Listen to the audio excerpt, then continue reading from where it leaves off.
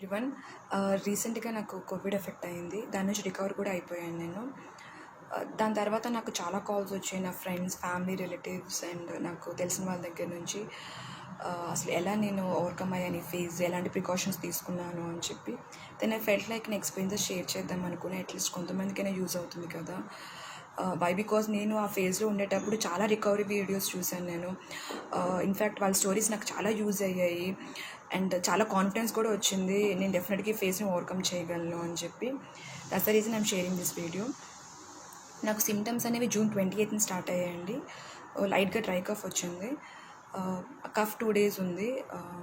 చాలా మైల్డ్గా symptoms start అయ్యాయి. In fact మనకు కోవిడ్ అనే కాన్సెప్ట్ లేకపోతే అసలు మనం ఇగ్నోర్ చేస్తాం అది. సో 2 days తర్వాత థర్డ్ డేన ఫీవర్ స్టార్ట్ అయింది నాకు. ఫీవర్ వచ్చిన తర్వాత నేను పారాసిటమాల్ వేసుకున్నాను.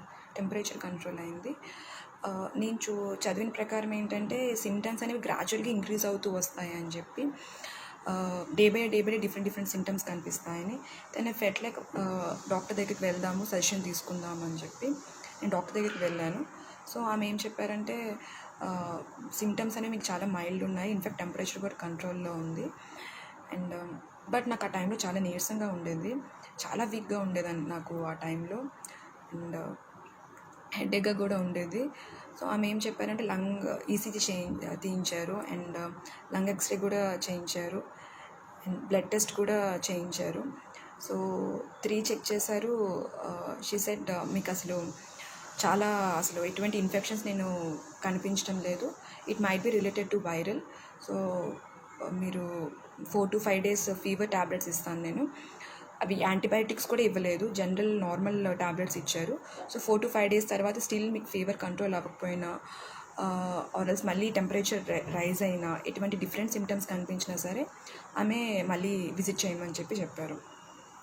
సో నేను 4 to 5 days యూజ్ చేశాను నేను ట్యాబ్లెట్స్ అవి. సో మల్టీవైటమిన్ ట్యాబ్లెట్ కూడా ఇచ్చారు అందులో. So I think symptoms start అయిన 8th day or 7th day నాకు స్మెల్ రిడక్షన్ నోటీస్ చేశాను నేను. స్ట్రాంగ్ స్మెల్స్ ఏవి నాకు రావడం లేదు, అంటే కంప్లీట్గా రెడ్యూస్ అవ్వలేదు, పార్షియల్గా రెడ్యూస్ అయింది. సో నేను అది నోటీస్ చేసిన తర్వాత వెంటనే డాక్టర్ దగ్గరికి వెళ్ళాను నేను. She said it's a big symptom, మీరు వెంటనే కోవిడ్ టెస్ట్కి వెళ్ళండి అని చెప్పారు. సో నాకు బయట సిచ్యువేషన్స్ చాలా డిఫరెంట్గా ఉన్నాయి, టెస్ట్ రిజల్ట్ అనేది యాక్యురేట్గా కూడా రావటం లేదు. So one of my friends she is working in reputed hospital. So ఆమె నాకు ఏం సజెస్ట్ చేశారంటే సిటీ స్కాన్ చేయించుకోమని చెప్పారు. రిజల్ట్ వెంటనే తెలిసిపోతుంది అసలు లంగ్స్ ఏ లెవెల్లో ఇన్ఫెక్ట్ అయింది ఏంటనేది, అండ్ అసలు ఇన్ఫెక్షన్ ఉందా లేదని తెలిసిపోతుంది అని చెప్పి చెక్ చేసుకోమని చెప్పారు. సో వెంటనే నేను అదే హాస్పిటల్కి వెళ్ళి సిటీ స్కాన్ చేయించుకున్నాను. సో అక్కడ నాకు డాక్టర్ చెప్పారు లంగ్స్లో ఇన్ఫెక్షన్ ఉందని చెప్పి, సో వైరల్ న్యూమోనియా అని. So there high possibilities of Covid అని చెప్పారు.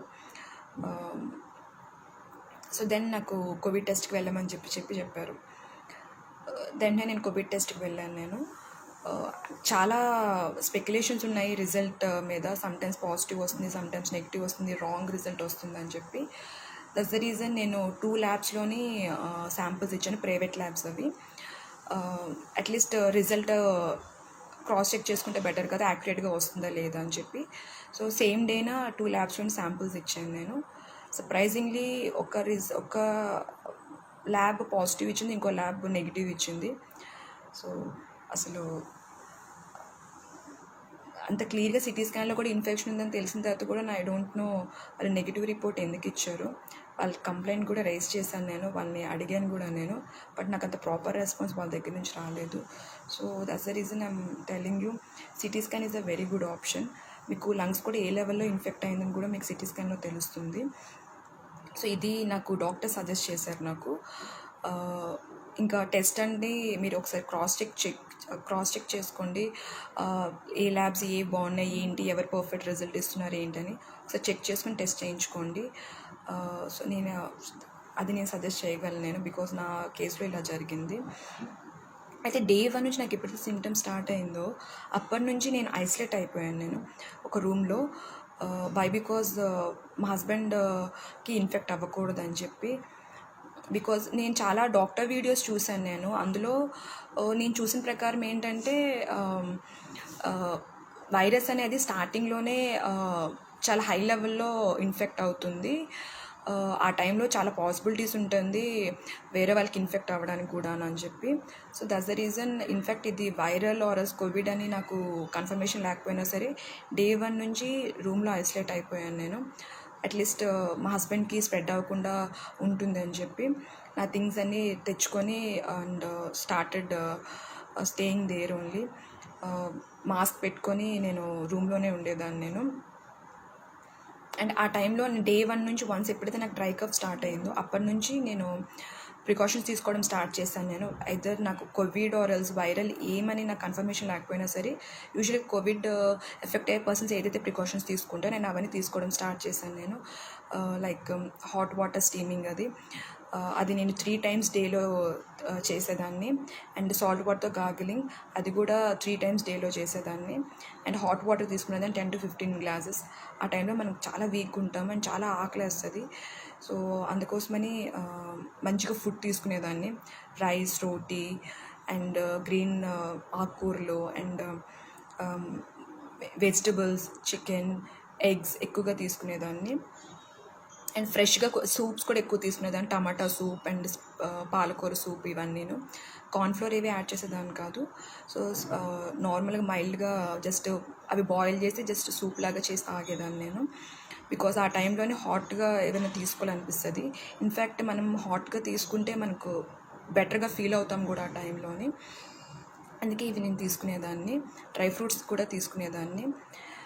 వన్స్ నాకు కోవిడ్ అని సిటీ స్కాన్లోని డాక్టర్ చెప్పినప్పుడు దెన్ అప్పటి నుంచి నేను vitamin C tablet 500 mg 2 tablets daily వేసుకునేదాన్ని.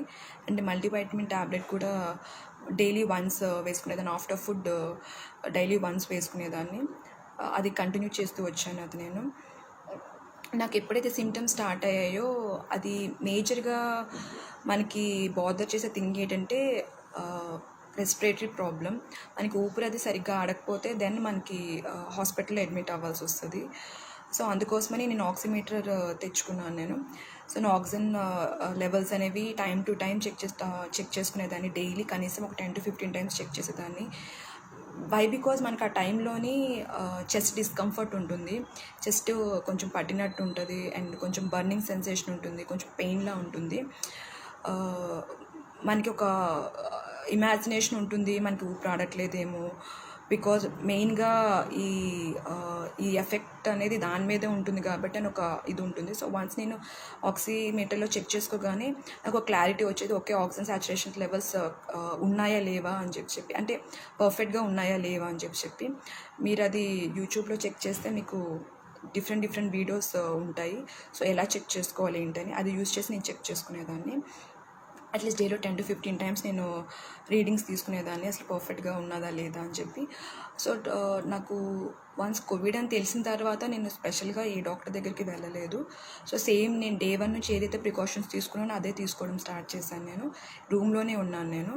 And one of my relative అనమాట, హీజ్ అ డాక్టర్. సో ఆయన సజెషన్స్ తీసుకున్నాను నేను. సో ఆయనకు చెప్పాను నేను ఏవైతే ఫాలో అవుతున్నానో అని చెప్పి. సో ఆయన కూడాను సేమ్ మీరు ఏదైతే ఫాలో అవుతున్నారో అదే కంటిన్యూ చేయమని చెప్పారు. ఏమైనా బ్రీతింగ్ ప్రాబ్లం ఉంటే మాత్రం దెన్ వెంటనే హాస్పిటల్లోని మీరు అడ్మిట్ అవ్వాల్సి వస్తుంది అని చెప్పారు. సో లక్కీలీ నాకు ఎటువంటి బ్రీతింగ్ ప్రాబ్లం ఎంటైర్ ఫేజ్లో నాకు రాలేదు. సో మేబీ నేను డే 1 నుంచి ప్రికాషన్స్ తీసుకోవడం వల్ల ఏమో మరి కానీ. సో బట్ నాకు ఎటువంటి ఎఫెక్ట్ అనేది ఏమీ రాలేదు. అండ్ వన్ మోర్ థింగ్, నేను డే 1 నుంచి కషాయం కూడా తాగడం స్టార్ట్ చేశాను నేను. అది మనకి లింక్స్ యూట్యూబ్లో దొరుకుతుంది. కాడా అని టైప్ చేయగానే మనకి చాలా వీడియోస్ దొరుకుతాయి.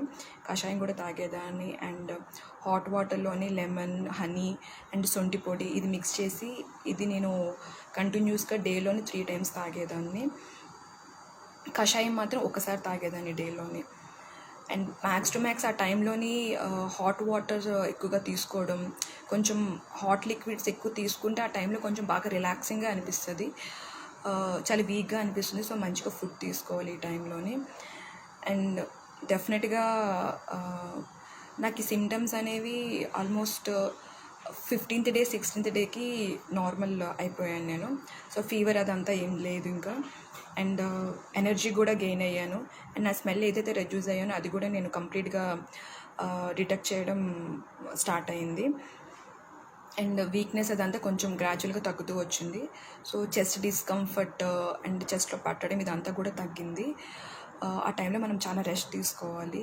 మ్యాక్స్ టు మ్యాక్స్ కొంచెం పాజిటివ్గా ఉంటూ రెస్ట్ తీసుకోవాలి. అండ్ డెఫినెట్గా ఒప్పుకుంటాను, ఈ ఫేజ్ నేను క్రాస్ అయ్యాను కాబట్టి కాన్ఫిడెంట్గా చెప్పగలుగుతున్నాను.